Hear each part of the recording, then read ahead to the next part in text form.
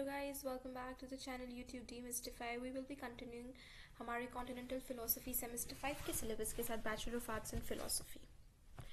So आज का हमारा topic is Edmund Husserl's Phenomenology. ये translation है by Diane Zahavi.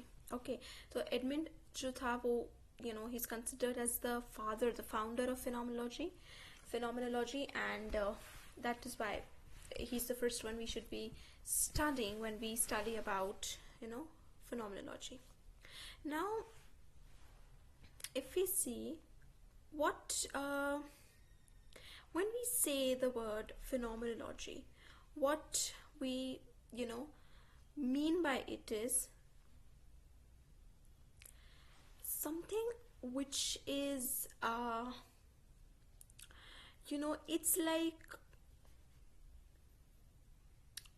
the phenomena that happens, the study of the experiences, and the phenomenology is what is it associated with the name, phenomena, the phenomena that happens with somebody, the experiences that happen with a person, the consciousness of a person, the structure of a person's consciousness. तो अब हम सबसे पहले बात करेंगे concept of इंटेंशनैलिटी के बारे में. ओके, अब हसल जो है वो ऑक्यूपाइड है with the question of what it means to be conscious. जब हसल बात करते हैं कॉन्शियसनेस के बारे में, तो कॉन्शियसनेस से हसल का मतलब इज नॉट समथिंग उसका जो बायोलॉजिकल या एम्पिरिकल कंडीशंस होते हैं कि अच्छा कैसे ह्यूमंस में डेवलप ब्रेन होता है, नर्वस सिस्टम होता है, नर्व होता है. जब हसल बात करता है कॉन्शियसनेस के बारे में, एडमिन बात करते हैं कॉन्शियसनेस के बारे में, तो he does not mean this kind of consciousness, अब होमोसेपियंस की डेवलप ब्रेन, सेंसरी अपैरेटस. लेकिन जब वो कॉन्शियसनेस की बात करें तो एडमिन का consciousness extends to humans, animals, extra terrestrials, सबके लिए. तो वो कोई फिजियोलॉजी या न्यूरोलॉजी ऑफ इट में इंटरेस्टेड नहीं है कि what is the neurology behind it, कि अच्छा कॉन्शियस होने का मतलब डेवलप ब्रेन, नर्वस सिस्टम, ये सब चीज़ें. But questions like what does it mean to imagine a unicorn, to anticipate the coming harvest, ये सब चीज़ें. सो उसका एडमंड का conscious is more related to the abstract जो कि होता है so not interested in sensory physiology or neurology but epistemology. ठीक है, to think of the square root of 4, how it can take place in abstraction from the physical and causal elements that empirically and factually might be involved. So Husserl जो है, this is the case not only because Husserl's interested precisely in the strictly invariant and essential nature of consciousness, not in the nature of neurological process that might accompany it empirically, but also because he is interested in the cognitive dimension of consciousness and not in its biological substratum. So cognitive in the sense कि वो consciousness को समझना चाहते हैं. What does it mean? हम जब ये बात करते हैं, अगर ठीक है हम लोग इमेजिन करें यूनिकॉर्न को, तो वो इमेजिनेशन कहाँ से बर्थ ले रही है? Not the nervous system, the spinal cord और the brain of all of that. तो हसल जो है वो हमारे एक्सपीरियंसेस को कैसे डिस्क्राइब करना चाहता है, जैसे कि एक फर्स्ट पर्सन पर्सपेक्टिव से दिया हुआ. जब फर्स्ट पर्सन पर्सपेक्टिव मतलब जो एक्सपीरियंसर है, जिसने उस एक्सपीरियंस को एक्सपीरियंस किया है, तो उस पर्सपेक्टिव से वो देना चाहता है कि it is no part of my experience of से withering oak tree that something is occurring in my brain. तो हसल का जो स्ट्रेस है इसके ऊपर, stress is the presuppositionlessness of phenomenology, the metaphysical element of phenomenology, कि how phenomenology या जो हमारा conscious है, तो it is supposed to be neither more nor less than a faithful description of that which appears and should as a consequence avoid metaphysical and scientific postulates or speculations. तो hustle admin जब बात करते हैं consciousness के बारे में, he is not trying to understand the nature of the being या consciousness of the being या जो उसका neurological या scientific explanation है. एडमिन उस सब चीज़ों में interested नहीं है. तो जब वो फिनोमिनोलॉजी से वो डिस्कवर करते हैं the structure of experience, the structure of human consciousness. तो हसल क्या करता है कि वो एक ग्रुप ऑफ एक्सपीरियंसेस की तरफ ध्यान देता है, all characterized by being conscious of something, ठीक है, that is which all possess an object directedness. अब इसका मतलब क्या होता है? जब स्ट्रक्चर ऑफ एक्सपीरियंस, जब एडमंड एक्सपीरियंस के बारे में बात करते हैं, so there is one particular group of experiences जिसमें हमें दिखती है ऑब्जेक्ट डायरेक्टेडनेस, यानी कि इसे नाम दिया गया है इंटेंशनैलिटी, द कॉन्सेप्ट ऑफ इंटेंशनैलिटी। तो इंटेंशनैलिटी से मतलब है कि अगर फॉर एग्जाम्पल हम किसी चीज़ को व्यू कर रहे हैं तो हमारा वो व्यू करना इज इंटेंशनल, हम लोग उस ऑब्जेक्ट की तरफ डायरेक्टेड है, हम उस तरफ एम कर रहे हैं। तो जैसे कि बोला गया है कि one does not merely love, fear, see or judge, one loves a beloved, fears something fearful, there is a difference। कोई सिर्फ डरता नहीं है, वो एक ऐसी चीज से डरता है जो डरावनी है। तो वो जो डरावनी ऑब्जेक्ट है उसके तरफ हमारी एक इंटेंशनैलिटी है, उसकी तरफ हमारी एक डायरेक्टेडनेस है। हमारा डर किस तरफ डायरेक्टेड है? उस डरावनी चीज की तरफ। हम डरते उससे हैं जो कि डरावना है, तो हमारा डर डायरेक्टेड है टूवर्ड्स द डरावनी चीज, ठीक है। हमारा प्यार डायरेक्टेड है टूवर्ड्स दैट लवली थिंग, हमारा अप्रिसिएशन डायरेक्टेड है टूवर्ड्स अ प्रेज वर्दी थिंग। तो इससे कहा गया है ऑब्जेक्ट डायरेक्टेडनेस कि कैसे हमारे जितने भी इमोशंस हैं, एक्सपीरियंसेस हैं, वो एक पर्टिकुलर चीज की तरफ डायरेक्टेड है, तभी वो हो रहा है। हम सिर्फ without any reason, without any object नहीं डर लेते हैं। तो चाहे हम परसेप्शन की बोले, थॉट की बोले, judgement, fantasy, doubt, expectation, recollection, ये सारे डिफरेंट फॉर्म्स ऑफ कॉन्शियसनेस है। हमारे थॉट, हमारा जजमेंट, हमारे इमेजिनेशन, हमारा फैंटेसी, ये जितनी भी चीज़ें ना, doubt, expectation, recollection, all of these things, ये हमारे कॉन्शियसनेस का पार्ट है। और ये इस कॉन्शियसनेस में एक चीज़ इंक्लूड है जो कि इंटेंडिंग ऑब्जेक्ट्स, ऐसे ऑब्जेक्ट्स हैं जो हमें ये इंटेंड करा रहे हैं कि हम इन सब चीज़ों को अपने कॉन्शियसनेस में फील करें। तो जब तक हम इन ऑब्जेक्ट्स के बारे में नहीं देखें, मतलब are characterized by intending objects and cannot be analyzed properly without to look at their objective correlates, that is the perceived, doubted, expected object। तो हम जिस चीज को डाउट कर रहे हैं वो doubted object, what we are expecting, that expected object, what we have a thought of, that thinking object। तो जितने भी हमारी कॉन्शियसनेस है, कॉन्शियसनेस की एक्टिविटीज है, वो सब एक पर्टिकुलर ऑब्जेक्ट के कारण हो रही है, which is there lying outside the world, lying outside the human mind, या वट एवर वो ऑब्जेक्ट जो है जिसकी तरफ हमारी डिफरेंट कॉन्शियसनेस डायरेक्टेड है। तो अब हम नेक्स्ट सेगमेंट में we are going to see detailed analysis of advance intentionality, कि जब कॉन्सेप्ट ऑफ इंटेंशनैलिटी के बारे में एडमिन बात करता है व्हाट इट मीन्स। लेकिन to illustrate why this analysis is so significant, it might be useful to mention some alternative and still prevalent views. Now upcoming में what we are going to see is we are going to see 3 different positions, and हम देखेंगे कि ये तीनों position Edmund के concept of intentionality कैसे different है, and why Edmund की फिनोमिनोलॉजी या जो इंटेंशनैलिटी का कॉन्सेप्ट है वो इम्पोर्टेंट है। तो हम देखेंगे 3 different views, not exactly contrasting to Husserl's phenomenology, but या डिफरेंट फ्रॉम दैट। सबसे पहला है, एक widespread position has been that consciousness can be likened to a container. In itself, it has no relation to the world, but if it is influenced causally by an external object, that is, if information enters into it, such a relation can be established. More precisely, a conscious state can be said to be directed at an object if and only if it is influenced causally by the object in question. सबसे पहला view क्या कहता है कि हमारी consciousness जो है container की जैसे एक डिब्बे में बंद है, ओके। तो हमारी कॉन्शियसनेस जब तक उस ऑब्जेक्ट को नहीं देखेगी या नहीं फील करेगी, जब तक वो ऑब्जेक्ट हमें किसी तरीके से इन्फ्लुएंस नहीं कर रहा है। तो इस व्यू के अकॉर्डिंग, या ये जो पोजीशन है इसके अकॉर्डिंग, अगर हमारे सामने फॉर एग्जांपल हमारे सामने एक दीवार है या फिर कोई ऑब्जेक्ट पड़ा है, लेट्स से हमारे सामने एक फ्लावर पड़ा है, तो हम उस फ्लावर को नहीं देख रहे हैं, वो फ्लावर हमें स्टिमुलेट कर रहा है, वो फ्लावर हमें इन्फ्लुएंस कर रहा है, अपनी रेज हमारी तरफ अपनी विजन हमारी तरफ भेज के, जिस वजह से हमारी कॉन्शियसनेस उस फ्लावर की तरफ डायरेक्ट की जा रही है बाय द ऑब्जेक्ट। तो इस व्यू के अकॉर्डिंग जो इंटेंशनैलिटी है, ये दो ऑब्जेक्ट्स के बीच का रिलेशन है, कि दुनिया में दो ऑब्जेक्ट से एक है वो जो कि for example us and the flower, ये दो ऑब्जेक्ट्स, इन दोनों के बीच का जो रिलेशन है, that is what intentionality means according to this view. ये एडमिन हसल का व्यू नहीं है, this is a different view. तो कोई फंडामेंटल डिफरेंस नहीं है between feeling that is being conscious of the heat of the sun and being heated by the sun.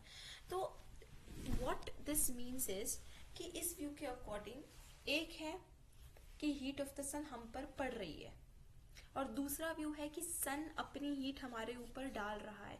तो object and subject की position in दोनों sentences में change हो रही है। तो इस व्यू के अकॉर्डिंग ऑब्जेक्ट और सब्जेक्ट में कोई डिफरेंस नहीं है, चाहे हम सन की लाइट देख रहे हैं या सन की लाइट हमारे ऊपर पड़ रही है, हम देख रहे हैं सन की लाइट को, सन की लाइट हमारे ऊपर पड़ रही है। These are both the same things, और इसलिए दोनों ऑब्जेक्ट्स के बीच में एक रिलेशन होता है, जिस रिलेशन का नाम है इंटेंशनैलिटी।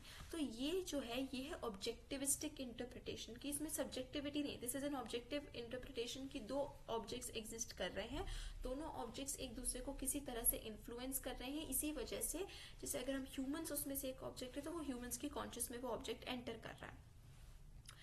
अब ये जो ऑब्जेक्टिविस्टिक इंटरप्रिटेशन है, ये गलत क्यों है? Because of course the author is first trying to distinguish Husserl की position with different other positions. तो रियल एक्सिस्टिंग स्पेशल ऑब्जेक्ट्स जो है in my immediate physical surrounding only constitute a very small part of what I can be conscious of. When I'm sitting at my desk, I can not only think about the backside of the moon, I can also think about square circles, unicorns, next Christmas, or the principle of non-contradiction. When I'm thinking about absent objects, impossible objects, non-existing objects, future objects, ideal objects, my directedness toward these objects is obviously not broad because I'm causally influenced by the objects in question. अब ये view क्या कह रहा है? हमने flower का example लिया कि हम फ्लावर को देख रहे हैं या फ्लावर की रेज हमारे ऊपर पड़ रही है, फ्लावर का विजन हमारे ऊपर पड़ रहा है, तो ये फ्लावर हमें दिख रहा है, हम फ्लावर को देख रहे हैं। These are two different sentences, क्योंकि दोनों में ऑब्जेक्ट सब्जेक्ट की पोजीशन जो है वो एक दूसरे से स्विच हो रही है। तो ये हो गया ऑब्जेक्टिविस्टिक इंटरप्रिटेशन ऑफ इंटेंशनैलिटी, जिसमें दो ऑब्जेक्ट्स और दोनों ऑब्जेक्ट्स के बीच का रिलेशन जो है उसे इंटेंशनलिटी का नाम दिया गया है।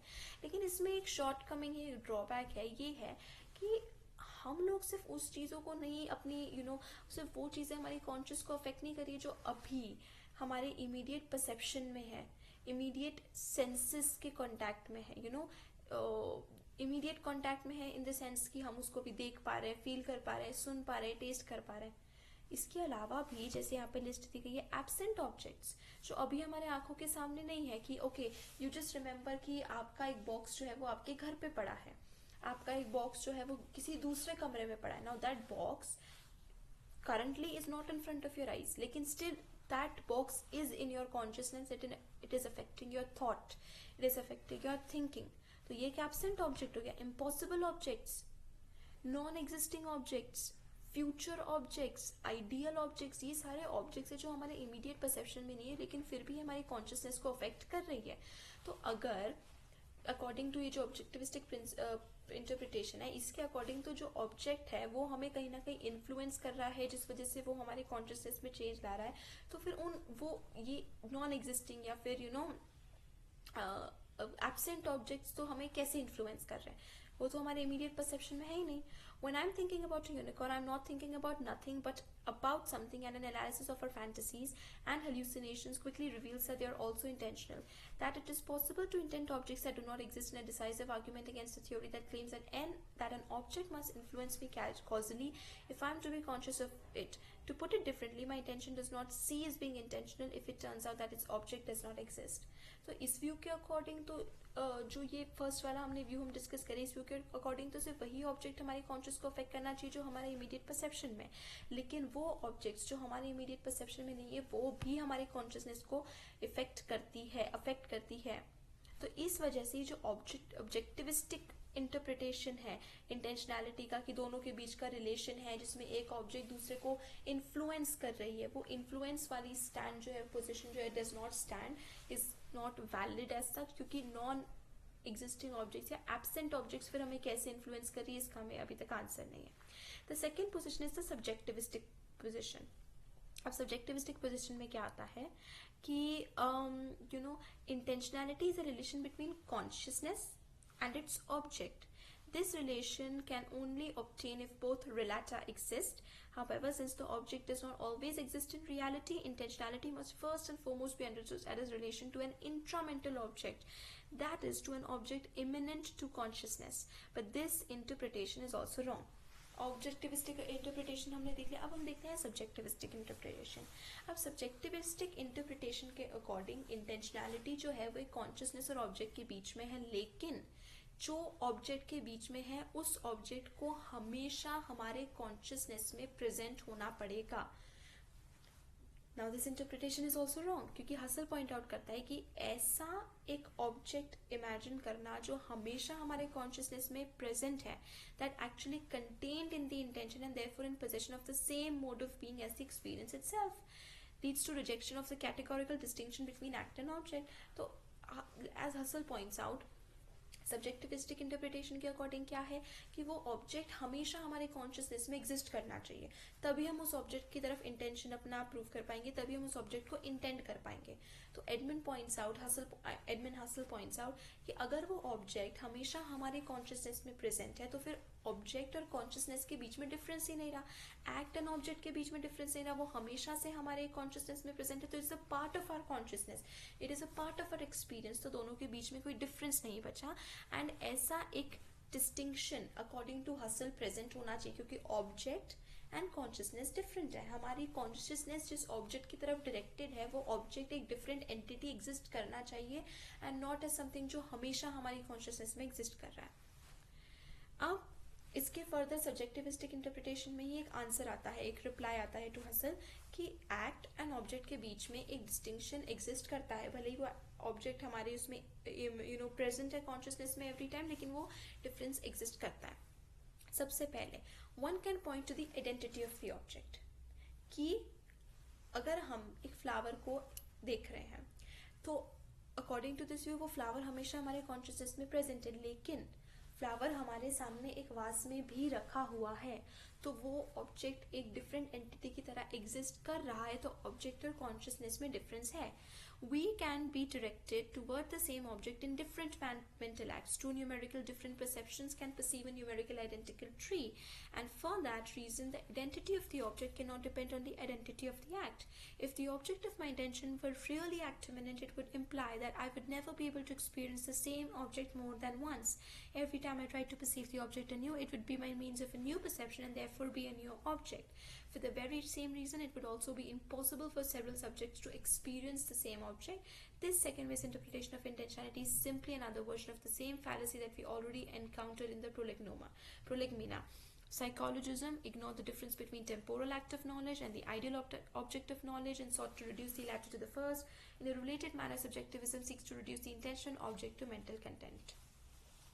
अब हसल के क्रिटिसिज्म को रिप्लाई करने के लिए व्हाट द सब्जेक्टिविस्टिक इंटरप्रिटेशनिस्ट से इज कि जो ऑब्जेक्ट है वो ऐसे भी एग्जिस्ट कर रहा है, हमारे कॉन्शियसनेस में तो एग्जिस्ट कर ही रहा है, लेकिन हमारे कॉन्शियसनेस के बाहर भी वो ऑब्जेक्ट जो है वो एग्जिस्ट कर रहा है.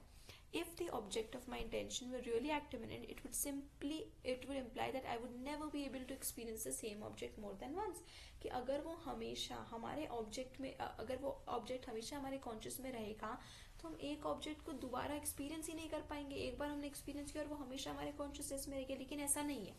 हर बार एक नया परसेप्शन आता है तो वो एक नया एक्सपीरियंस होता है. ऑब्जेक्ट सेम है, लेकिन हम उस सेम ऑब्जेक्ट को एक बार से ज्यादा एक्सपीरियंस कर पाते हैं, क्योंकि उस एक्सपीरियंस में ऑब्जेक्ट भले ही सेम है लेकिन उसका परसेप्शन हमेशा अलग है. दिस इज ऑल्सो एक रॉन्ग पोजिशन है, बिकॉज इसमें temporal act of knowledge and ideal object of knowledge दोनों के बीच में कोई डिफरेंस नहीं है. एंड जो आइडियल ऑब्जेक्ट ऑफ नॉलेज है वो बस टेम्पोरल एक्ट ऑफ नॉलेज में जाके मिक्सअप हो गया है. तो सब्जेक्टिविज्म का यह जो फर्दर रिप्लाई देने की कोशिश की गई है, इसमें एक प्रॉब्लम यही आ रही है कि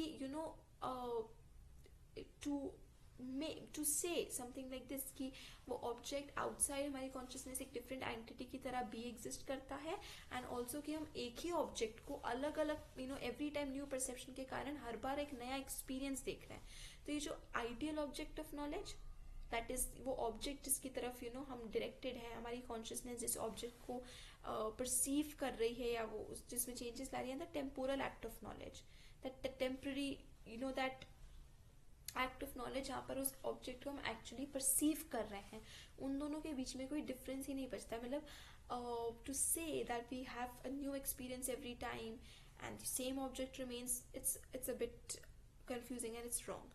तो इसमें what the subjectivistic interpretation is doing is कि जो ऑब्जेक्ट है उसको वो मेंटल कंटेंट के साथ इक्वेट कर देता है कि जो ऑब्जेक्ट है वो हमेशा हमारी कॉन्शियसनेस में प्रेजेंट है, एंड हम ऑब्जेक्ट सेम है लेकिन हम हमेशा एक नया एक्सपीरियंस की वजह से देखते हैं, इसलिए एक नए परसेप्शन से उसको देखते हैं। Every time we see it, it's a new perception, that's why it's a new experience.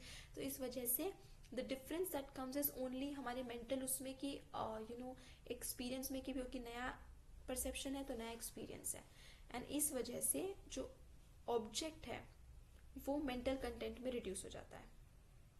Second, Husserl ceaselessly emphasizes the difference between the mode of givenness of our acts and the mode of givenness of our objects. If we take a physical object such as my pen, it is characterized by its perspectival appearance. When we perceive an object, we have to distinguish between that which appears and the very appearance, since the object never appears in its totality, but always from a certain limited perspective. Say something is the case when we think of an object, since we will then always think of it under a certain description or conception. No single appearance can consequently capture the entire object. The object is never exhausted in a single givenness, but always transcends it. Not in the sense that the object somehow hides behind the appearances as an unknowable conscient thing in itself, nor in the sense that it is simply the sum of all appearances, but in the sense that it is an identity connecting all of the different appearances. अब ये जो perspectival view है, perspectival view के according what we're trying to say is, what Husserl is also trying to say is, एक कोई object है, हम जब एक ऑब्जेक्ट को देखते हैं हम कभी भी उसको उसकी टोटलिटी में नहीं देखते हैं, हम हमेशा एक ऑब्जेक्ट को एक सर्टेन पर्सपेक्टिव से व्यू करते हैं, एक सर्टेन डायरेक्शन से व्यू करते हैं, जिस वजह से वो फुल ऑब्जेक्ट हमें ना दिखते हुए हमेशा उस ऑब्जेक्ट का एक पार्ट दिखता है और कोई ना कोई पार्ट उस ऑब्जेक्ट का हमेशा रहता है जो हमसे हिडन होता है। तो ये जो हिडन वाली पार्ट है, ये जो डिफरेंट अपीयरेंसेस हम एक ही ऑब्जेक्ट के देखते हैं। Now let's suppose that you see a flower, or let's suppose we see a box के एक साइड कुछ और लिखा है, बॉक्स के दूसरी साइड कुछ और लिखा है। ओके, हमने बॉक्स को एक तरफ से देखा जहां पे एक तरफ ABCD लिखा है, दूसरी तरफ 1 2 3 4 लिखा है। जब हमने ABCD देखा, ABCD वाला साइड देखा, तो हमें 1 2 3 4 वाला साइड ऑफ कोर्स नहीं दिख रहा है क्योंकि 1 2 3 4 उसके जस्ट ऑपोजिट साइड में, ओके, बॉक्स के। नाउ 1 घंटे बाद हमने 1 2 3 4 वाला साइड देखा, लेकिन still we could recognise that it is the same box. How? हमने उसको सबसे पहली बार तो उसका सिर्फ एक साइड देखा, which was the opposite side, and दूसरा साइड हमें दिखा ही नहीं। Then how can be distinguish that it is the same box?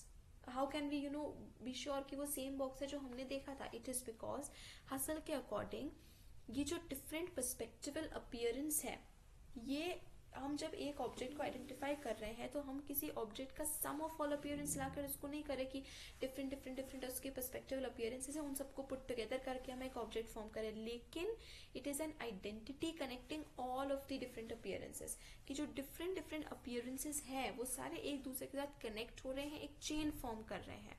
तो ऑब्जेक्ट है वो कभी भी एक सिंगल गिवननेस में, गिवननेस मतलब ऑब्जेक्ट की टेंडेंसी होती है विच गिव्स, जो खुद हमें it's kind of like attracting us towards it, वो हमें दे रहा है and we are trying to take it, we are trying to receive that object into our consciousness।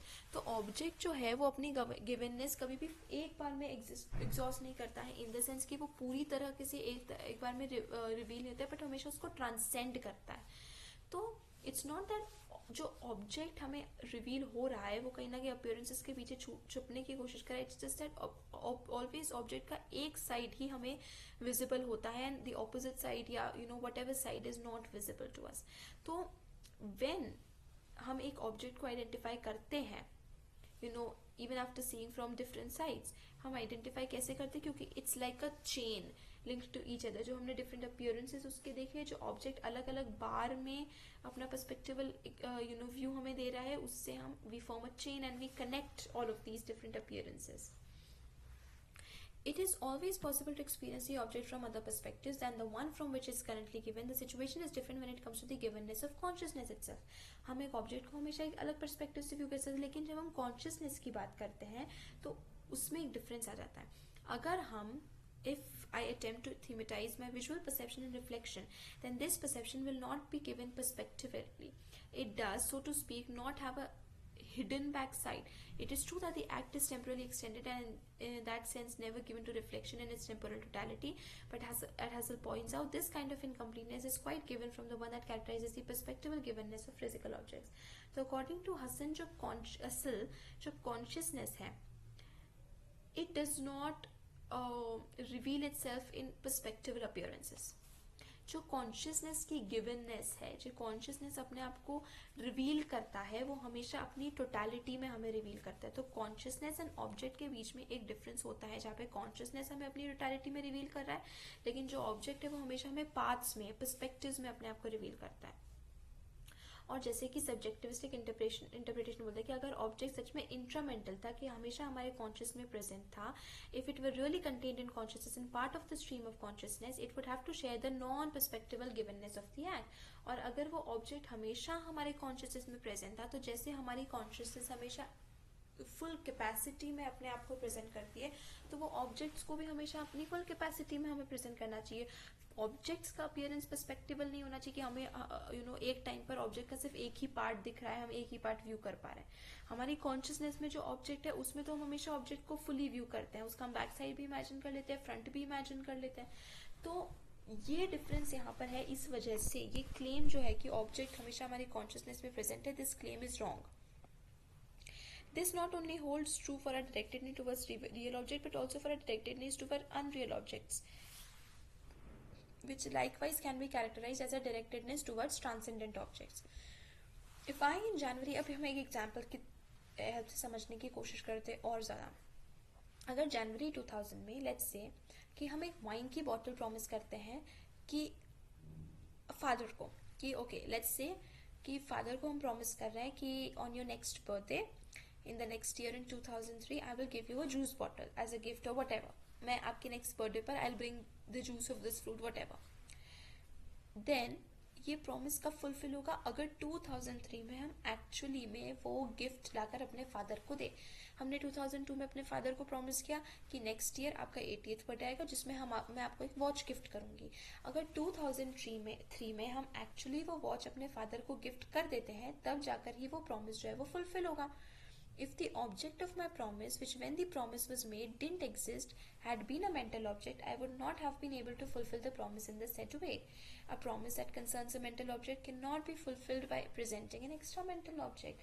तो अब अगर जैसे कि सब्जेक्टिविस्ट क्लेम करते हैं कि वो ऑब्जेक्ट इमिनेंटली हमेशा हमारी कॉन्शियसनेस में प्रेजेंट होता है, तो वो प्रॉमिस हमेशा मेरी कॉन्शियसनेस में ही प्रेजेंट रहता है और हम उसको एक्चुअली फिजिकली उस प्रॉमिस को फुलफिल नहीं कर पाते. हम नेक्स्ट ईयर अपने फादर को वो गिफ्ट लाकर नहीं दे पाते. If I at first identify the object of my intention with an immanent mental object, it cannot later change and become identical with a transcendent extra mental object. तो ऐसा नहीं हो सकता ना कि एक समय तक वो हमारी कॉन्शियसनेस में हमेशा प्रेजेंट है, देन नेक्स्ट ईयर जब ने वो गिफ्ट ला के दे दिया तो वो अचानक से वो ऑब्जेक्ट जो है वो एक एक्स्ट्रा मेंटल ऑब्जेक्ट हो गया, एक apart from our consciousness exist करने वाला ऑब्जेक्ट हो गया. तो ये चेंज ऑफ पोजिशन ऑब्जेक्ट में नहीं आ सकती कि एक समय तक वो सिर्फ हमारे माइंड में प्रेजेंट है एंड द नेक्स्ट मोमेंट जो है वो एक एज अ फिजिकल थिंग हमारी वर्ल्ड में प्रेजेंट है. If I think about a flute-playing faun, we're confronted with an intentional act with a definite structure that intends a faun, but this faun is not contained immanently in the act. No matter how careful we analyze the act, we will not be able to discover the faun as a part of it. Not only does the faun possess a number of qualities that my consciousness lacks, for instance, the ability to jump around and play flute, but in contrast,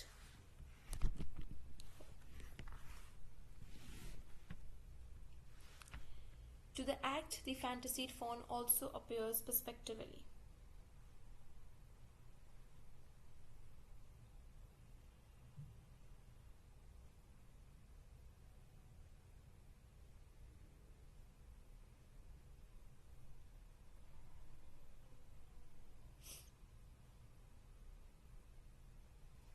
अब मान लीजिए हम imagine कर रहे हैं एक phone जो है वो एक फ्लूट प्ले कर रहा है, ओके। तो हम एक ऐसे स्ट्रक्चर को इमेजिन कर रहे हैं, ऐसे स्ट्रक्चर की तरफ हमारा इंटेंशन है विच इज अ फोन, ठीक है। हमारा इंटेंशन इज अ फोन, लेकिन ये फोन जो है वो हमेशा से हमारे कॉन्शियसनेस में प्रेजेंट नहीं था। हम चाहे कितना भी केयरफुली कॉन्शियसनेस को, एक्ट को एनालाइज करें, हम कभी भी ये चीज नहीं इमेजिन कर पाएंगे कि फोन हमेशा से उस कॉन्शियसनेस का पार्ट था। हम सिर्फ तभी उस फोन को इमेजिन करेंगे जब हम अचानक से एकदम फ्लूट प्ले करते हुए देखेंगे। Faun is basically mythical creature, एक जो रियलिटी में एग्जिस्ट नहीं करता है। It is half human half goat creature, okay. तो जब हम फोन को इमेजिन करेंगे, वो फोन हमेशा से हमारी कॉन्शियसनेस में प्रेजेंट नहीं हो सकता है। To claim that the objects of hallucinations and fantasies exist physically would have absurd consequences. It would imply that those pink elephants or golden mountains and so forth which I imagine or hallucinate exist just as truly and actually and as the act of imagination itself. For which reason a universal claim like there are no golden mountains would be false. तो अब जो सब्जेक्टिविस्टिक interpretation है वो यही claim कर रहा है कि वो ऑब्जेक्ट जो है वो हमेशा हमारे कॉन्शियसनेस में प्रेजेंट होती है, लेकिन वो फिजिकली भी, एक्स्ट्रा मेंटली भी प्रेजेंट होती है, आउटसाइड आवर कॉन्शियसनेस भी प्रेजेंट होती है रियल वर्ल्ड में। तो फिर ऐसे केस में तो हमारे हेल्यूसिनेटेड ऑब्जेक्ट्स, यूनिकॉर्न्स, मर्मेड्स, ये सभी चीजें भी ट्रूली एग्जिस्ट करना चाहिए, व्हिच डू नॉट। हमारे pink elephants, golden mountains exist करना चाहिए, which do not exist. If it is accepted that the so-called unreal objects exist neither intramentally nor extramentally and for that reason do not exist at all, is the consequence and that hallucinations, fantasies, misperceptions and the like are not intentional? The answer is no. फिर अगर हम बोले कि अच्छा वो unreal objects हैं, वो physically exist नहीं करते लेकिन वो हमारे कॉन्शियसनेस में एग्जिस्ट हमेशा करते हैं, सो इसका मतलब तो अगर वो सिर्फ हमारे कॉन्शियसनेस में एग्जिस्ट कर रहे हैं तो फिर ऑब्जेक्ट और कॉन्शियसनेस में डिफरेंट नहीं बचा, और डिफरेंस नहीं बचा तो ये सारी जो ऑब्जेक्ट्स हैं, जो हमारी फैंटेसीज है, ये इंटेंशनल नहीं बची, क्योंकि वो ऑब्जेक्ट इंटेंशनल तभी होगा जब वो कॉन्शियसनेस से डिफरेंट होगा। अब बात की जा रही है सब्जेक्टिविस्टिक इंटरप्रिटेशन क्या कर रहा है कि वो ऑब्जेक्ट कैसे वो डिफरेंशिएट कर रहा है कि वो ऑब्जेक्ट हमारे कॉन्शियसनेस के साथ साथ फिजिकल वर्ल्ड में भी एग्जिस्ट करे, लेकिन वो हमारी फैंटेसीज, जैसे कि यूनिकॉर्न्स हो गया, अब हम यूनिकॉर्न्स हमारे कॉन्शियसनेस में हमेशा एग्जिस्ट कर रहा है लेकिन वो फिजिकली एग्जिस्ट ही नहीं कर रहा है। इसका मतलब यूनिकॉर्न्स में जो ऑब्जेक्ट है एंड मेंटल एक्ट है उन दोनों में डिफरेंस नहीं बचा, मतलब यूनिकॉर्न्स इंटेंशनल ऑब्जेक्ट्स नहीं है, which is again wrong. So the point Husserl is trying to make is exactly that the acts in question are intentional regardless of whether or not their objects exist. Hustle यही बात बोलना चाह रहा है कि objects जो है वो हमेशा इंटेंशनल होते हैं, चाहे वो एग्जिस्ट करे रियल लाइफ में या ना करे. इसीलिए हम ये नहीं कह सकते कि सब्जेक्टिविस्टिक इंटरप्रिटेशन के अकॉर्डिंग कि वो ऑब्जेक्ट्स जो है वो हमेशा हमारी कॉन्शियसनेस में एग्जिस्ट कर रहे हैं. So this subjectivistic interpretation is also wrong. तो हमने ऑब्जेक्टिविस्टिक इंटरप्रिटेशन में हमने देखा दैट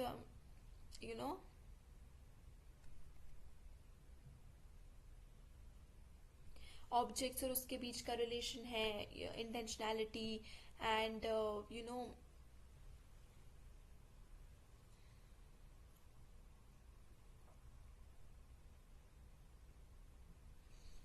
तो दो ऑब्जेक्ट्स, ऑब्जेक्टिविस्टिक इंटरप्रिटेशन बोलता है कि इंटेंशनैलिटी जो है वो दो ऑब्जेक्ट्स का रिलेशन है, जिसमें ठीक है जो रियल ऑब्जेक्ट्स हैं उनका तो ठीक है वर्ल्डली ऑब्जेक्ट्स का, लेकिन जो अनरियल ऑब्जेक्ट्स हैं, जो नॉन एग्जिस्टेंट ऑब्जेक्ट्स हैं, ऑब्जेक्टिविस्टिक इंटरप्रिटेशन उनकी पोजीशन नहीं एक्सप्लेन कर पाए कि अगर वो दो ऑब्जेक्ट्स का रिलेशन है, हमारी कॉन्शियसनेस और इंटेंटेड ऑब्जेक्ट के बीच का रिलेशन है, तो फिर नॉन एग्जिस्टेंट ऑब्जेक्ट्स का क्या, उनके साथ हम कैसे रिलेशन फॉर्म कर रहे हैं. सब्जेक्टिविस्टिक इंटरप्रिटेशन में उन्होंने ट्राई किया है कि नॉन रियल ऑब्जेक्ट्स को इंक्लूड करें ये बोलकर कि वो ऑब्जेक्ट्स जो है वो हमेशा हमारी कॉन्शियसनेस में प्रेजेंट है, but then the difference here comes कि अगर वो हमेशा हमारी कॉन्शियसनेस में प्रेजेंट है तो हमारी कॉन्शियसनेस और इंटेंटेड ऑब्जेक्ट्स के बीच में डिफरेंस क्या है. अब हम देखते हैं third perspective. Now the third perspective is कि मतलब हमने हमेशा जब इंटेंशनल ऑब्जेक्ट की बात की तो it is not a part of our consciousness और अ मेंटल कंस्ट्रक्शन, लेकिन हमारी object of intention, we are intending something, हम किसी चीज के लिए इंटेंशनल है एंड दैट चीज इज द ऑब्जेक्ट जो हमारे कॉन्शियसनेस पे करंटली इफेक्ट डाल रहा है. तो we are purposefully intentional towards that object. जैसे कि अगर हम हमारे फाउंटेन पेन की तरफ देखें, वो एक रियल पेन है जो कि हमारा इंटेंशनल ऑब्जेक्ट है. कोई मेंटल पिक्चर नहीं है, कोई कॉपी नहीं है, कोई रिप्रेजेंटेशन नहीं है पेन का. वो एक रियल ऑब्जेक्ट है जो एग्जिस्ट कर रहा है, जिसकी तरफ हम इंटेंशनल है, और वो पेन जो है वो हमारे कॉन्शियसनेस को इन्फ्लुएंस कर रहा है. अब हसल क्लेम करेगा कि in the case of perception we have a direct unmediated acquaintance with the object in question. की परसेप्शन में क्या हो रहा है, जो रियल ऑब्जेक्ट है उसके साथ हमारा डायरेक्ट कॉन्टैक्ट है. अनमीडिएटेड कोई इन्फ्लुएंस नहीं है, वो डायरेक्ट कॉन्टैक्ट है हमारा. ये क्लेम करते हुए हसल जो है वो एक form of direct perceptual realism को डिफेंड कर रहा है, and there is thereby colliding with a still very popular theory known as the representative theory of perception. तो जो रिप्रेजेंटेटिव थ्योरी ऑफ परसेप्शन है, this can also relate to Plato, कि ideas and forms, जो Socrates and Plato ने जिस चीज के बारे में बात की थी, कॉन्सेप्ट्स और आइडियाज. सोक्रेटिस ने कॉन्सेप्ट्स के बारे में बात की थी, प्लेटो ने आइडियाज के बारे में बात की थी. तो हसल का कहना है कि जब हम परसेप्शन में चीजों को देख रहे हैं, वो ऑब्जेक्ट रियली एग्जिस्ट कर रहा है, वो हमारा डायरेक्ट परसेप्शन में आता है. और तो now of course according to Plato, जैसे कि फॉर्म्स एग्जिस्ट करते हैं, आइडियाज एग्जिस्ट करते हैं apart from the object, theory of forms जैसे प्लेटो की थी.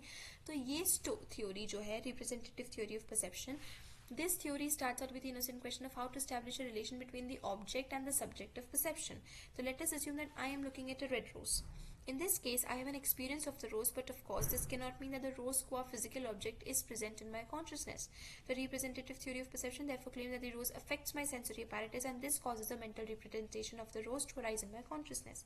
So representative theory वो क्या claim कर रही है? रोज हमारे मेंटल कंस्ट्रक्शन में प्रेजेंट नहीं है, लेकिन रोज एज अ फिजिकल ऑब्जेक्ट हमारे सामने प्रेजेंट है.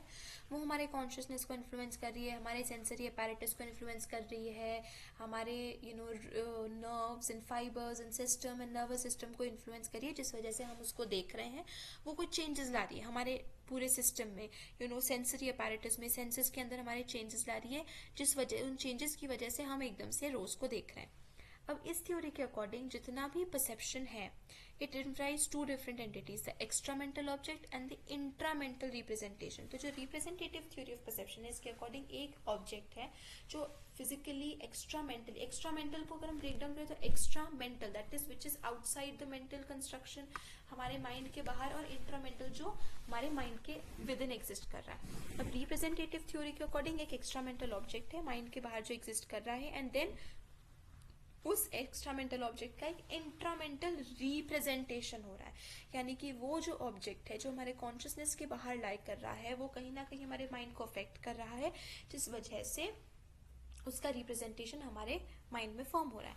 इसके कॉन्ट्रास्ट में हसल क्लेम करता है कि ये एक एरर है ऐसा बिलीव करना कि कॉन्शियसनेस एंड द ऑब्जेक्ट के बीच में रिलेशन जो है वो ये रिप्रेजेंटेशन वाला कॉन्सेप्ट है, कि कैसे वो ऑब्जेक्ट है, फिर हमारी सेंसरी अपैरेटस में चेंज ला रहा है, हमें उसका एक मेंटल रिप्रेजेंटेशन है, हम जो देख रहे हैं एंड फील कर रहे हैं. The crucial problem for such a theory remains that is to explain why the mental representation, which by definition is different from the object, should nevertheless lead us to the object. So hustle का claim ये है कि हम ये इंट्रामेंटल representation तो है, but hustle का claim है कि इंट्रामेंटल रिप्रेजेंटेशन डेफिनेटली ऑब्जेक्ट से अलग है. ऑब्जेक्ट और उसका हमारा मेंटल रिप्रेजेंटेशन सेम नहीं है. तो हमें ऑब्जेक्ट को देखने के लिए एक मेंटल रिप्रेजेंटेशन की क्या जरूरत है? ऐसा क्यों है कि एक डिफरेंट मेंटल रिप्रेजेंटेशन जो ऑब्जेक्ट के साथ कोइंसाइड नहीं कर रहा है, वो है उस ऑब्जेक्ट का मेंटल रिप्रेजेंटेशन. अगर हम रोज को देख रहे हैं तो है वो रोज का ही रिप्रेजेंटेशन, लेकिन वो ऑब्जेक्ट रोज और उस रोज का रिप्रेजेंटेशन हमारे माइंड में, वो दोनों डिफरेंट अलग अलग चीजें हैं. तो ये दो अलग चीजें रिप्रेजेंटेशन जो कि ऑब्जेक्ट से अलग है, ये हमें ऑब्जेक्ट तक क्यों लीड कर रहा है? हसल का क्लेम जो क्रिटिसिज्म है, it is mainly based on the difficulty but already assumption that there are two different entities must be rejected as being unfaithful to experience. तो हसल का क्लेम है कि ये दो डिफरेंट एंटिटीज वाली चीज नहीं होनी रिप्रेजेंटेटिव थ्योरी ऑफ परसेप्शन में, कि एक ऑब्जेक्ट है, हम उसको परसीव कर रहे हैं और उसका मेंटल रिप्रेजेंटेशन हो रहा है, जिस वजह से दो बाइफरफिकेशन हो रहा है कि दो चीजें, दो डिफरेंट एंटिटीज के थ्रू हम एक ही ऑब्जेक्ट की तरफ इंटेंड कर रहे हैं. To claim that there is also an immanent rose namely an intramental picture is pure postulate that does not explain anything. तो हसल जो है वो रिप्रेजेंटेटिव थ्योरी को भी डिनाई करता है कि एक मेंटल रिप्रेजेंटेशन फॉर्म हो रहा है, क्योंकि मेंटल रिप्रेजेंटेशन ऑब्जेक्ट से अलग है. तो एक अलग चीज एक ऑब्जेक्ट की तरफ पॉइंट आउट करिए जो ऑब्जेक्ट से अलग है, एंड देन ये थ्योरी कि वो ऑब्जेक्ट हमेशा हमारे कॉन्शियसनेस में प्रेजेंट है is also rejected by hustle. Husserl's main argument against the representative theory of perception consists in an intentional analysis of representations and representational consciousness. Although his criticism is mainly directed against the image version of the representative theory of perception, that is the version that claims that the mental representation refers to the real object by way of similarity, his arguments are more fundamental in nature. Ultimately, they strike against all models that claim that our perception is indirect and that it is mediated by something different from the perceptual object itself. So, जो representative theory है उसके according हमारा perception indirect नहीं है, हमारा perception direct नहीं है, indirect है. तो रिप्रेजेंटेटिव थ्योरी के अकॉर्डिंग हमारा परसेप्शन इनडायरेक्ट कैसे है? हम ऑब्जेक्ट को देख रहे हैं, परसीव कर रहे हैं, उस परसीव्ड ऑब्जेक्ट का एक मेंटल रिप्रेजेंटेशन पड़ रहा है, और क्योंकि वो मेंटल रिप्रेजेंटेशन और जो रियल ऑब्जेक्ट एग्जिस्ट कर रहा है दोनों के बीच में सिमिलैरिटीज हैं, तो हम दोनों को क्लब करके हम रिप्रेजेंटेशन की हेल्प से ऑब्जेक्ट की तरफ पॉइंट आउट कर रहे हैं. और हसल के अकॉर्डिंग ये अननेचुरल है ऐसा कुछ क्लेम करना कि एक रिप्रेजेंटेशन जो है वो हमें एक रियल ऑब्जेक्ट की तरफ पॉइंट आउट कर रहा है. ये दो डिफरेंट एंटिटीज को एग्जिस्ट नहीं करना चाहिए. हसल के क्लेम के अकॉर्डिंग हमारा परसेप्शन जो है वो इनडायरेक्ट नहीं, डायरेक्ट है. It's not indirect, it's direct, it's unmediated. Mediated नहीं है, वो अनमीडिएटेड है. That something represents something different. X represents Y, क्योंकि रिप्रेजेंटेटिव थ्योरी के अकॉर्डिंग तो ये कि X represents Y. X हमारी मेंटल रिप्रेजेंटेशन है, मेंटल रिप्रेजेंटेशन है जब वो रियल ऑब्जेक्ट को रिप्रेजेंट कर रही है. तो हसल के अकॉर्डिंग ये एक नेचुरल प्रॉपर्टी नहीं है ऑब्जेक्ट की. एक ऑब्जेक्ट जो है वो दो एंटिटीज में एग्जिस्ट नहीं करता कि एक ऑब्जेक्ट अलग और उस ऑब्जेक्ट का मेंटल रिप्रेजेंटेशन अलग. तो जैसे कि जब हम बोलते हैं red, extended, metallic, regardless of how much two things look alike, वो एक ही चीज नहीं है. एक ही बुक की दो कॉपीज भले ही एक दूसरे के जैसे दिख सकती है, लेकिन वो दो डिफरेंट ऑब्जेक्ट्स है जो एग्जिस्ट कर रही है. और इसी वजह say that does not make into a representation of the other. अगर हम रिजेम्बलेंस और सिमिलैरिटी की बात करते हैं, जैसे कि रिप्रेजेंटेटिव थ्योरी वाले क्लेम करते हैं, तो उसके अकॉर्डिंग दो photocopies of the same thing would mean the same object to them, क्योंकि दोनों एक ही रिप्रेजेंटेशन प्रोड्यूस कर रही है. दोनों का रिप्रेजेंटेशन एक ही होगा तो इसका मतलब वो दो डिफरेंट ऑब्जेक्ट्स नहीं, वो तो एक ही ऑब्जेक्ट हुआ. फिर on the contrary, if X is to represent Y, X needs to be interpreted as being a representation of Y. It is exactly the interpretation, that is particular form of intentionality, that confers X with its representative function. If one takes Dürer's portrait of Emperor Maximilian, then this painting is first and foremost a physical object with a particular appearance. A blue frame with a canvas and some layers of paint. It is because of an interpretation that it first becomes a portrait of Maximilian, and it is only by means of this interpretation that the painting refers to and represents Maximilian. As Husserl writes, a painting is only likeness for a likeness constituting consciousness whose imaginative perception, basing itself on a perception, first gives to its primary perceptually apparent object the status and meaning of an image. Since the interpretation of anything as an image presupposes an object intentionally given to consciousness, we should plainly have a rigorous in infinitum where we again to let this latter object be itself constituted through an image, or to speak seriously of a perceptual image immanent in a simple perception by way of which it refers to the thing itself.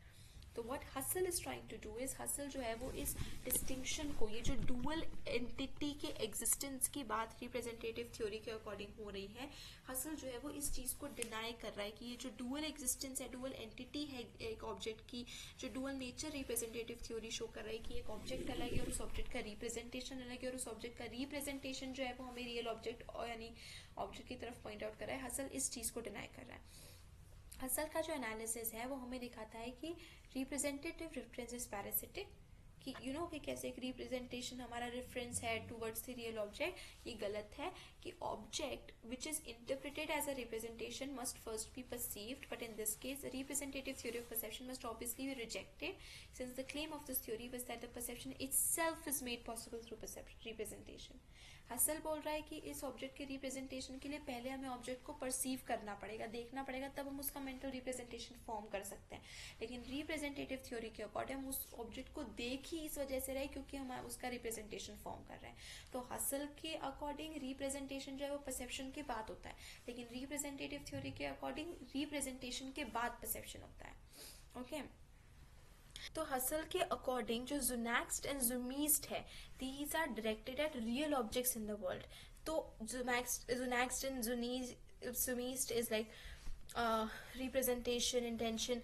तो ये जो डायरेक्टेडनेस है ये direct है, okay, this डायरेक्टेडनेस या फिर इसे इंटेंशनैलिटी को, ये डायरेक्टेड है, ये अनमीडिएटेड है, इसके बीच में कोई मेंटल रिप्रेजेंटेशंस लाई नहीं कर रहे हैं। और जब ये बोलने की बजाय कि हम रिप्रेजेंटेशंस को एक्सपीरियंस कर रहे हैं, हम ये बोल सकते हैं कि हमारे एक्सपीरियंसेस प्रेजेंटेशनल है, और वो हमारे जो एक्सपीरियंसेस है वो वर्ल्ड को हमें प्रेजेंट करते हैं कि वर्ल्ड कैसा है, वर्ल्डली ऑब्जेक्ट्स को हमारे सामने वो प्रेजेंट कर रहे हैं हमारे एक्सपीरियंसेस।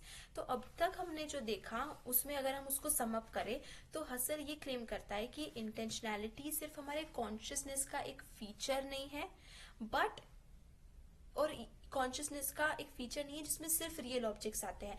हसल के अकॉर्डिंग इंटेंशनैलिटी हमारी कॉन्शियसनेस का एक ऐसा फीचर है जिसमें कि fantasies, predictions, recollections, non existing objects, unreal objects, absent objects, सभी चीजें इंक्लूडेड है। एंड ऑल्सो वो ये भी हसल ने एक और क्लेम किया है कि जो हमारा जो ऑब्जेक्ट्स होते हैं वो हमारी कॉन्शियसनेस का पार्ट नहीं होते हैं। तो अब अगर हम एक कंपैरिजन करें, हम देख रहे हैं एक ओक ट्री को, विदरिंग ओक ट्री को, और दूसरी तरफ है हमारी एक फैंटेसी की एक फ्लूट प्लेइंग फॉन, ठीक है, एक mythical creature, faun is a mythical creature, वो एक फ्लूट प्ले कर रहा है। तो पहला, इट वुड बी फॉल्स ये कहना कि in the first case we are intentionally referring to an object whether it is this is not the case for the fantasy. तो हसल के अकॉर्डिंग ये क्लेम करना गलत होगा कि हम सिर्फ रियल ऑब्जेक्ट को इंटेंड कर रहे हैं, फैंटेसी को इंटेंड नहीं कर रहे। अकॉर्डिंग टू हसल हम फैंटेसी को भी उतना ही इंटेंड करें जितना हम रियल ऑब्जेक्ट को इंटेंड कर रहे हैं। सेकेंड, दोनों केसेस में जो हमारा ऑब्जेक्ट है वो एक इंट्रामेंटल ऑब्जेक्ट है, ये भी क्लेम करना गलत होगा, क्योंकि अकॉर्डिंग टू हसल अगर वो इंट्रामेंटल है तो ये हम ऑलरेडी डिस्कस कर चुके हैं कि वो फिर ऑब्जेक्ट एक सेपरेट ऑब्जेक्ट एंटिटी नहीं है, वो हमारा कॉन्शियसनेस ही है।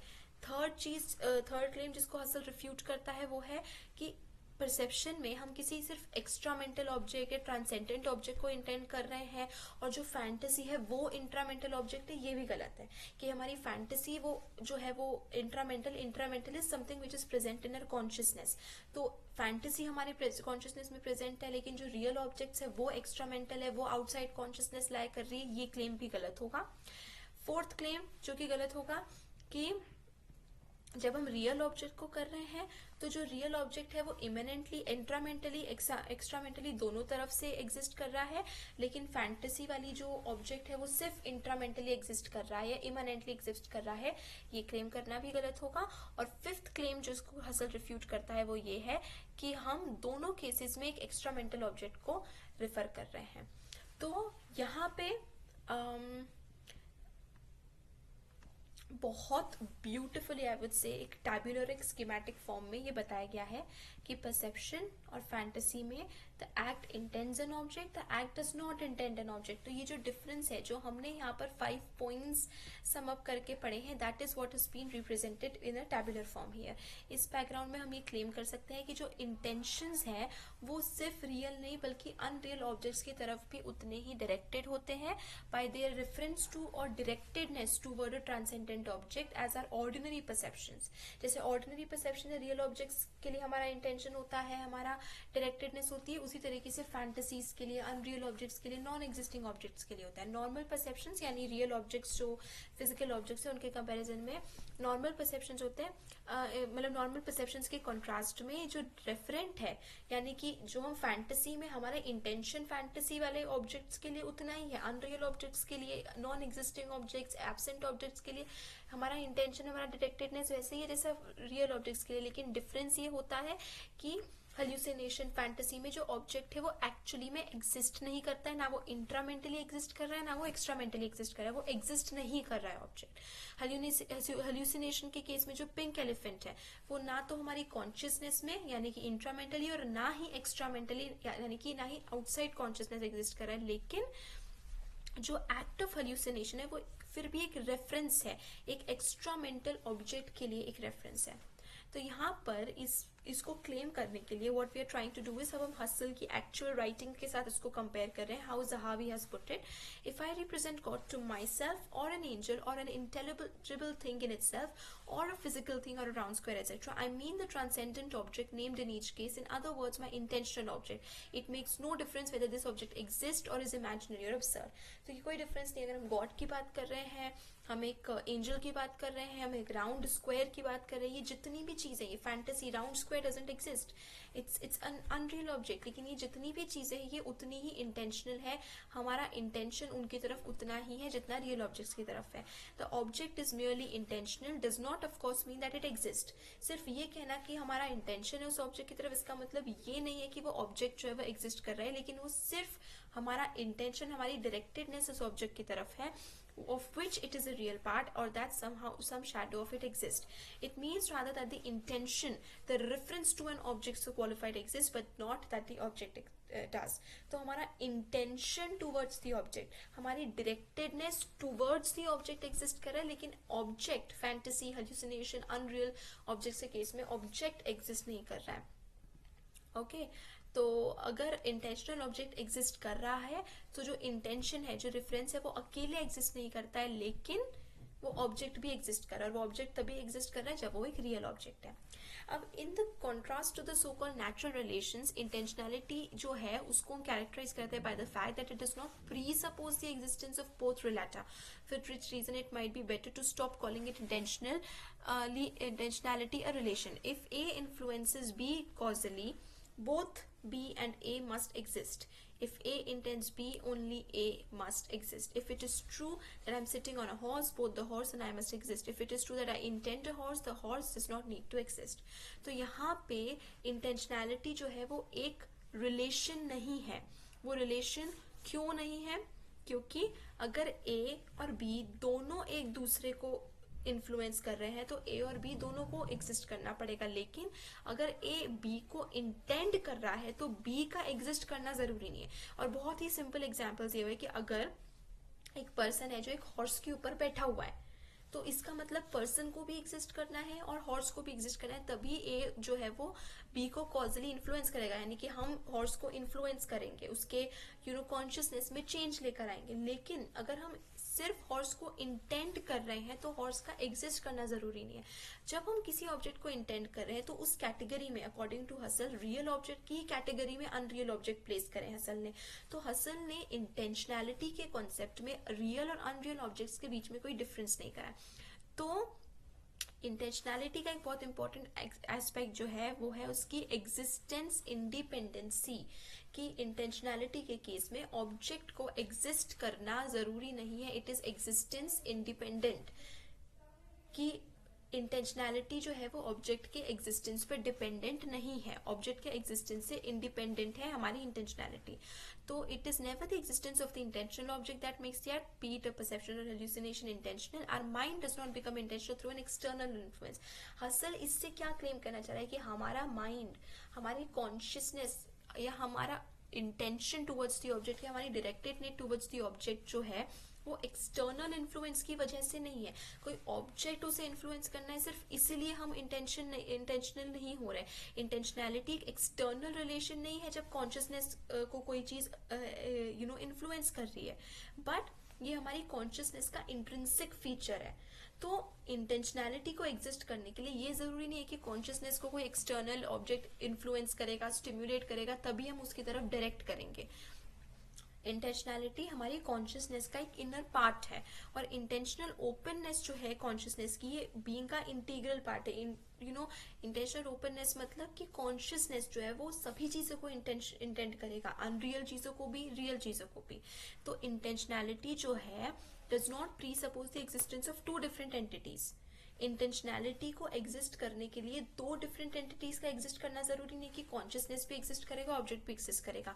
इंटेंशनैलिटी को अकर करने के लिए सिर्फ एक चीज चाहिए, वो है consciousness, the existence of an experience with the appropriate internal structure of object directedness, कि हमारा कॉन्शियसनेस या हमारा वो एक्सपीरियंस एंड हाउ वो इंटरनल पार्ट उसका ऑब्जेक्ट डायरेक्टेडनेस, वो इंटेंशनैलिटी।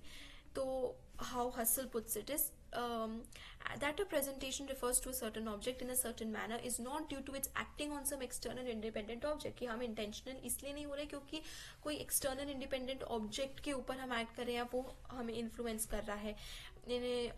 Directing itself to it in some literal sense or doing something to it or with it, as a hand writes with a pen, it is due to nothing that stays outside of the presentation, nothing that stays outside of the presentation but to its inner peculiarity alone। कि जो इंटेंशनैलिटी का concept है वो consciousness में inner structure की तरह exist करता है। इस बैकग्राउंड के अगेंस्ट में ये ऑब्वियस होना चाहिए कि हसल का जो एनालिसिस है इंटेंशनलिटी का, जो हम कॉन्सेप्ट ऑफ इंटेंशनलिटी डिस्कस कर रहे हैं, ये मेटाफिजिकल रियलिज्म के सपोर्ट में है। ठीक है, कि as if Husserl should claim that we can only speak of a mind if there is also something mind independent toward which it can be directed. तो मेटाफिजिकल रियलिज्म क्या होता है? जो वर्ल्ड है उसकी ऑब्जेक्टिविटी का एग्जिस्ट करना, कि हम जो माइंड जिस चीज की तरफ डायरेक्टेड है वो ऑब्जेक्ट माइंड इंडिपेंडेंट है, कि माइंड उसको प्रीसपोज करे या ना करे, वो ऑब्जेक्ट एग्जिस्ट कर रहा है। The analysis of intentionality merely shows that there are conscious acts that because of their own nature are directed towards transcendent objects. This demonstration is sufficient. However, when it comes to an overcoming of a traditional epistemological problem, namely the problem of how to make the subject and object meet, it is not a problem for the subject to reach the object, since the subject is per se self-transcending, per se directed towards something different from itself. In case of perception, this something is exactly the object itself and not some image or copy of it. तो जो ये problem एक arise होती है, अगर एक question किया जाता है कि अगर वो ऑब्जेक्ट माइंड इंडिपेंडेंट एग्जिस्ट कर रहा है, चाहे माइंड को पता हो या ना पता हो वो ऑब्जेक्ट एग्जिस्ट कर रहा है, तो फिर how do the subject and object meet? हमारा माइंड ऑब्जेक्ट की तरफ डायरेक्ट कैसे होता है? तो उसका सिंपल एक्सप्लेनेशन ये है कि हमारा माइंड जो है वो हमेशा माइंड के अलावा दूसरी चीजों की तरफ अपना अटेंशन डाइवर्ट करता है, और वो जिस भी चीज की तरफ हम अपना अटेंशन डाइवर्ट कर रहा है वो उस समय वही ऑब्जेक्ट इन क्वेश्चन है जिसके बारे में हम इंटेंशन कर रहे हैं, जिसको हम इंटेंट कर रहे हैं। तो हसल की थ्योरी ऑफ इंटेंशनैलिटी और ब्रेंटानो एंड कैसिमियर्स थ्योरी ऑफ इंटेंशनैलिटी, जिससे कि हसल इन्फ्लुएंस हुआ था, तो मेनली जो डिफरेंस है, एक बहुत इंपॉर्टेंट डिफरेंस दोनों थ्योरी ऑफ इंटेंशनैलिटी के बीच की यही है कि हसल जो है वो ये बिल्कुल डिनाई करता है कि जो इंटेंशन ऑब्जेक्ट है उसको एक इंट्रामेंटल कंटेंट की तरह ट्रीट करना चाहिए, बट जो इंट्रामेंटल मतलब जो ऑब्जेक्ट है in the best of cases serves as mediator for our access to the real it's that Husserl stubbornly denies that the intentional object should be understood as an intentional object, contend that it in the best of cases serves as the mediator for our access to the real. No, Husserl इस claim को deny करता है कि जो हमारा intended object है वो कोई इंट्रामेंटली प्रेजेंट है या वो रियल ऑब्जेक्ट के लिए हमारा मीडिएटर है, वो हमें रियल ऑब्जेक्ट की तरफ पॉइंट आउट करता है। हसल इस क्लेम को कम्प्लीटली डिनाई करता है। हसल एम्फेसाइज करता है कि one can only intend an object if it is the object of our intention. वो इंटेंशनल ऑब्जेक्ट है तभी हम उसको इंटेंट कर सकते हैं। It need only be said to be acknowledged that the intentional object of a presentation is the same as its actual object, कि उसका presentation, representation and the actual object में कोई difference नहीं होता है, and on occasion as its external object that it is absurd to distinguish between them। जैसे कि claim किया गया है कि हमारा एक intramental object अलग है, फिर वो intramental object जो है वो real object की तरफ point out कर रहा है। This claim Husserl deny करता है कि ऐसा कुछ नहीं है कि वो real object के पहले एक intramental object हमारे consciousness में एग्जिस्ट कर रहा है और उसके एग्जिस्टेंस, उस इंट्रामेंटल ऑब्जेक्ट के एग्जिस्टेंस की वजह से हम रियल ऑब्जेक्ट की तरफ डाइवर्ट हो रहे हैं। This claim is absolutely wrong. The transcendent object would not be the object of this presentation if it was not its intentional object. This is plainly a merely analytic proposition. The object of the representation of the intention is and means what is presented, the intentional object. तो Husserl का जो claim है that it is senseless to distinguish between intention and the real object, यही है कि जो object है उसका कोई इंट्रामेंटल कंटेंट, इंट्रामेंटल रिप्रेजेंटेशन हमारे माइंड में प्रेजेंट नहीं है, उससे वो एक ही ऑब्जेक्ट को दो डिफरेंट एंटिटीज में डिवाइड कर रहा है। Not in the sense that जितने भी इंटेंशन ऑब्जेक्ट्स है वो रियल है, ऐसा हसल क्लेम नहीं कर रहा है कि वो सारे ऑब्जेक्ट्स जो है वो रियल है, लेकिन अगर वो इंटेंटेड ऑब्जेक्ट एक्चुअली में एग्जिस्ट करता है तो वो सिर्फ रियल ऑब्जेक्ट की तरह एग्जिस्ट कर रहा है, not as a mental representation in our mind, और कोई तरीके से किसी फॉर्म में किसी रिप्रेजेंटेशन में वो एग्जिस्ट नहीं कर रहा है। The crucial question is now whether Husserl is capable of giving a phenomenological account of the difference between the merely intended and the real existing object. तो this is the part which we will not be looking into. The act, meaning an object, is not a part of our syllabus as of now, so we will not be discussing that.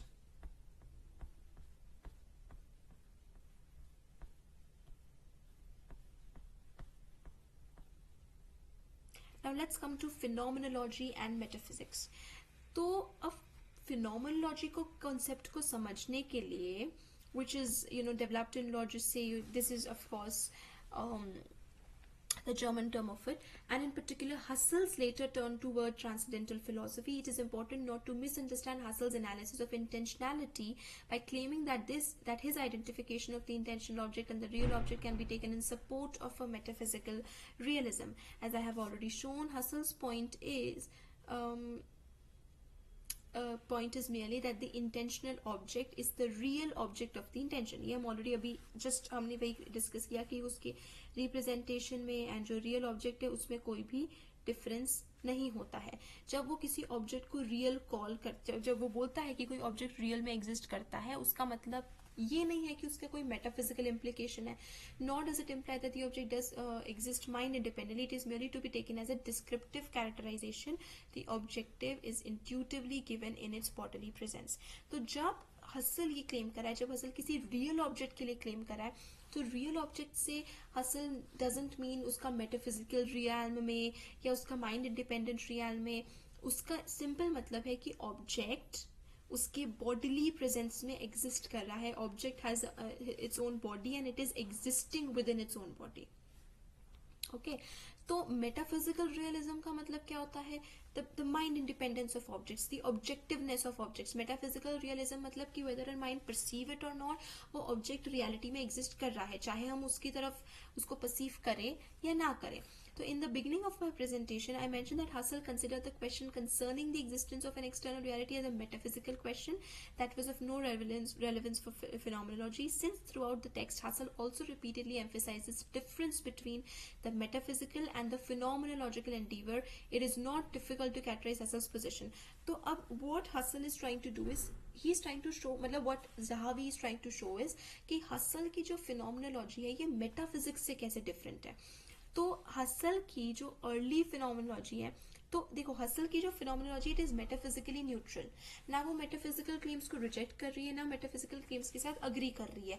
Hustle की phenomenology जो है वो metaphysics से अलग stand करती है, अपनी एक अलग पोजीशन पे स्टैंड करती है, and it is not relating itself to metaphysics as such. तो that is why it is metaphysically neutral.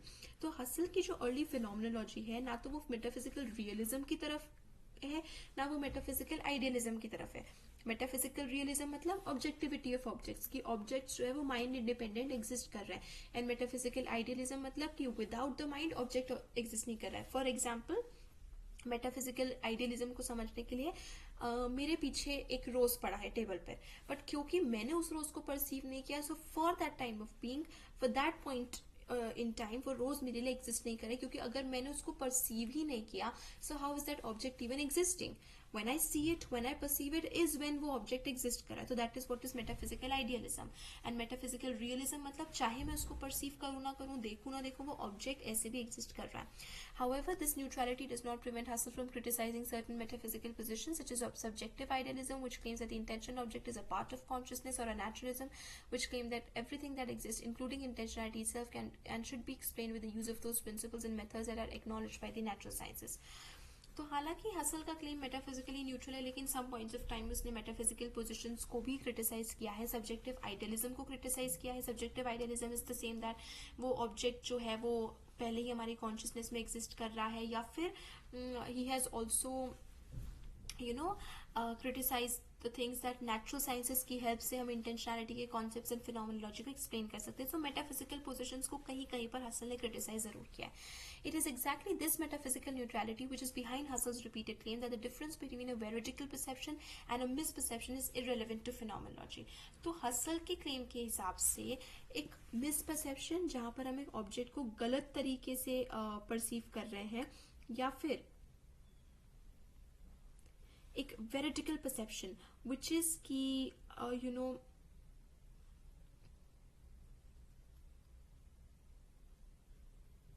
how the object is creating a stimulus जो कि हमारे सेंसेस को, नर्व्स को अफेक्ट कर रहा है.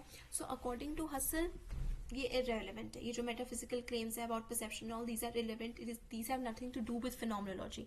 तो हसल ये भी बोलता है कि the very existence of the intentional object is phenomenologically irrelevant, since the intrinsic nature of the act is supposed to remain the same regardless of whether or not the object exists. तो ये तो हमने बहुत पहले इस claim को हम समझ सकते हैं, क्योंकि हसल ने सबसे पहले ये क्लेम कर लिया कि चाहे वो ऑब्जेक्ट रियल लाइफ में एग्जिस्ट करता है या नहीं करता है, चाहे वो अनरियल, एब्सेंट, इंटेंशन, वो फैंटेसी, एब्सेंट, कोई भी ऑब्जेक्ट होना हो, कॉन्सेप्ट ऑफ इंटेंशनैलिटी में कोई चेंज नहीं आएगा। ऑब्जेक्ट रियल हो या अनरियल हो, वो इंटेंशनैलिटी वाला जो कैरेक्टर है वो वैसा के वैसा ही एग्जिस्ट करेगा।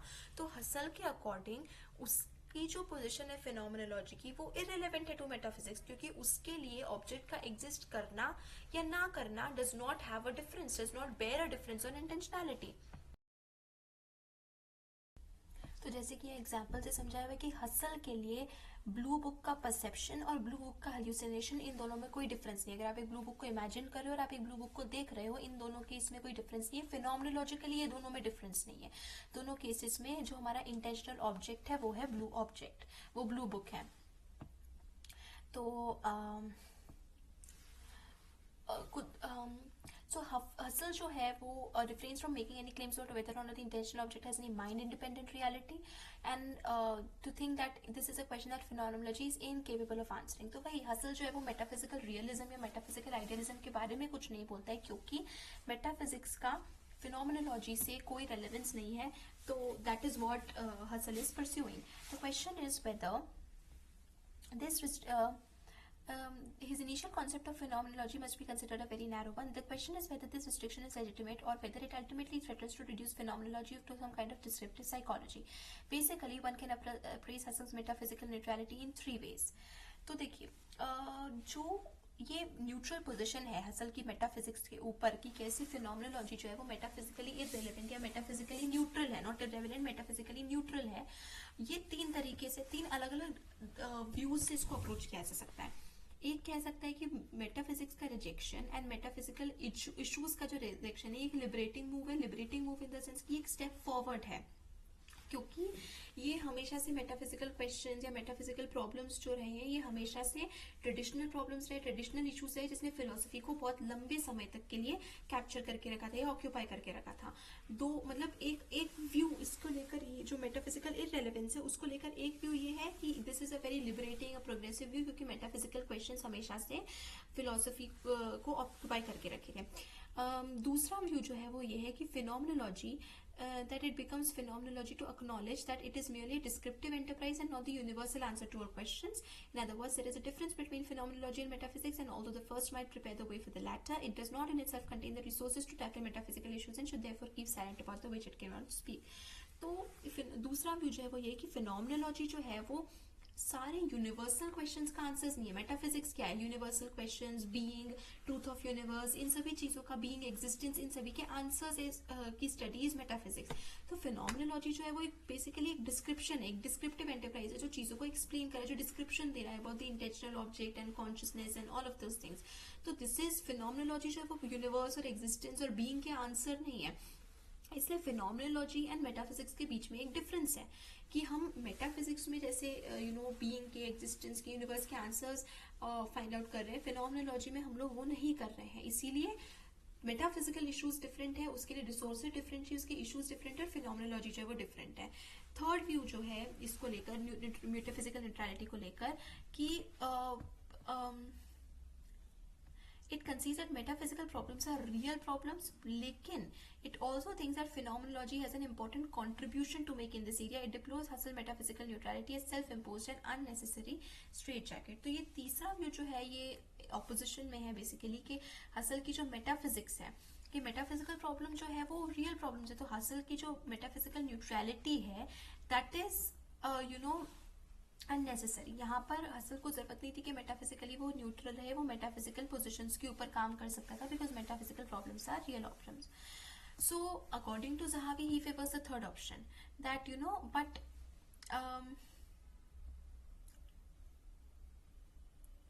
it could very well be argued that there are a variety of different metaphysical questions and that some might fall in the first category, some in second and some in third.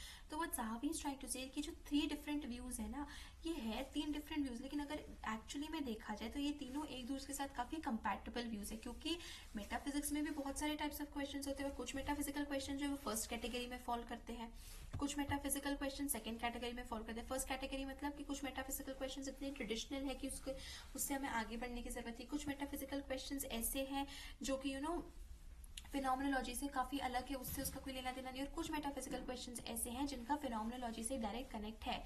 तो ये जो according to साहवी जो 3 different approaches हैं, इन तीनों का कहीं ना कहीं मिक्स एंड मैशअप हो सकता है। ये तीनों एक दूसरे के साथ कंपैटिबल, एक दूसरे से रिलेटेड भी है, not so different as we think. सो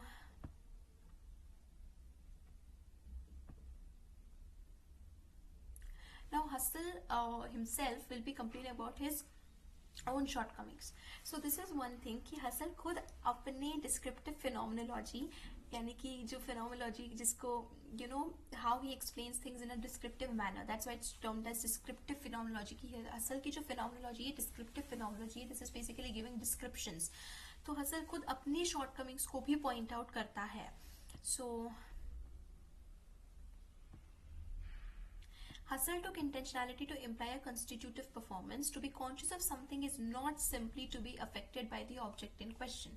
तो Husserl के लिए इंटेंशनलिटी क्या, अगर हम सम अप करें तो Husserl के लिए इंटेंशनलिटी क्या है, सिर्फ कोई ऐसी चीज नहीं है कि कोई ऑब्जेक्ट जो है वो कॉन्शियसनेस को अफेक्ट कर रहा है तो वो इंटेंशनल ऑब्जेक्ट बन गया, बल्कि ऑब्जेक्ट सिर्फ इसलिए ऑब्जेक्ट है उसके मीनिंग, उसके गिविंग और मीनिंग वाले कॉन्ट्रीब्यूशन की वजह से, यानी कि ऑब्जेक्ट कॉजली कॉन्शियसनेस को इन्फ्लुएंस नहीं कर रहा है। इट इज आवर इंटरप्रिटेशन जो कि ऑब्जेक्ट को हमारे लिए ऑब्जेक्ट बनाता है, ये हमारी कॉन्शियसनेस और हमारे इंटरप्रिटेशन की वजह से है।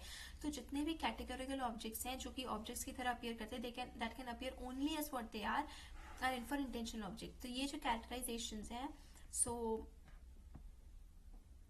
however, Husserl feigns to thematize the status of the phenomenon and refrains from clarifying the relation between appearance and reality. Metaphysical implications of his concept of constitution are left in the dark. तो कुछ shortcomings भी है, जैसे जो ज़ाहवी point out करता है कि phenomena की फिनोमिना की पोजीशन एज सच हसल इतनी क्लियरली क्लैरिफाई नहीं कर पाते हैं, एस्टैब्लिश नहीं कर पाता है। एंड अपीयरेंस और रियलिटी के बीच में क्या डिफरेंस है, कि हमें जो दिख रहा है और जो एक्चुअली में है उन दोनों के बीच में क्या डिफरेंस है। ऑब्जेक्ट जो एक्चुअली एग्जिस्ट कर रहा है लेकिन हमें वो कोई और तरीके से दिख रहा है, उन दोनों के बीच में डिफरेंस क्या है।